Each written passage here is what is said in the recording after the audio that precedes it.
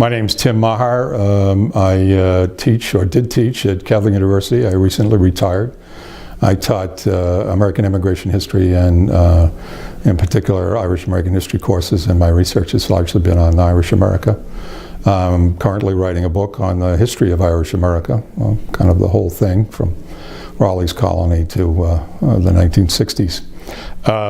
I have a special interest in the famine because all of my great-grandparents came during the famine, either during it or just after it in the 1850s. They include my great-grandfather Dennis, who came in 1858. My great-grandfather Henry McDermott, my mother's grandfather, who came in 1853, and then Lavins and Ronanes and Quinlans and McMahons, who I know something about. I know more about the Meaghers and the McDermotts. I was going to say, I guess if I were to talk about the famine, we sometimes think the famine, whether the famine was actually a significant event in Irish history or Irish American history. Some historians think maybe 1815 was a bigger moment in Irish history, and maybe one could argue that there are changes already going on in Irish American history that were important before the famine. But I still think the famine is a major watershed in Irish American history. I think it's in a watershed because of it confirms changes that were just beginning. One important one was the change in the regions from which people came to from Ireland to the United States, the kind of regional composition. It changed from kind of a migration, a people who had been largely in Ulster and Ulster borderlands people to a Munster and Connaught people, which is a very important change for all sorts of reasons. More Irish speakers, a much higher proportion of Catholics, and Catholics who hadn't lived among Protestants in their native counties much, came from nationalist areas. Munster was an important area for Daniel O'Connell's work, nationalist work, emancipation and repeal. So there are important changes in that respect.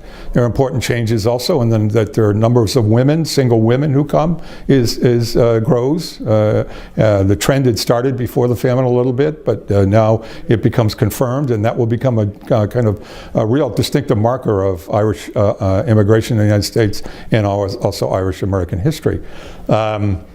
In fact, women, in a lot of ways, have a major impact on the settlement patterns of Irish Americans. We often think of immigrants going to places where there is economic opportunity, but we think of men going to places where there's economic opportunity for men. But in this case, with all these number of single Irish women, the opportunities for women were in the East, were in New England and in the Middle Atlantic states, and in the big cities, domestic service, textile manufacture, clothes making. And so when you look at the numbers, the proportions of women in those cities, it's much higher than the proportions of men in the big cities like Boston and Philadelphia and New York, and also some of the smaller New England cities and Middle Atlantic cities. So that's a big change, an important change, prefiguring an even bigger women's migration later on in the century. They get here, they are not always welcome. It's easy to get into the country at that point, but the state of Massachusetts, it should back up. The federal government doesn't control immigration at that point, doesn't administer immigration. The state of Massachusetts, the states do, and the state of Massachusetts decided in 1837 that there were too many poor people coming in, too many Irish poor people coming into the state, and they began to send people back to Ireland, or send them back to wherever they landed in the United States. So they began a deportation campaign, lasted for 50 years, and sent 50,000 people out of the state, and most of them probably being Irish Catholics. But if with that kind of hostility, and then also a lack of skills, a lack of kind of cultural knowledge of kind of entrepreneurship, they didn't do particularly well in the United States. 40% of the Irish immigrant men were laborers in 1860. But they were resilient. They were not hapless. They're often depicted as kind of hapless, but they weren't necessarily hapless. These processes, of how people get here, most people depend on chains and networks, something that people that has come under some ill repute, that people would migrate in chains, but every immigrant group migrated in chains, and Irish people did as well. And that's a good case of where my own history is a good exemplar. My great-granduncle, Con, later Cornelius, was the first in his family to come to America from Ireland, from Tipperary.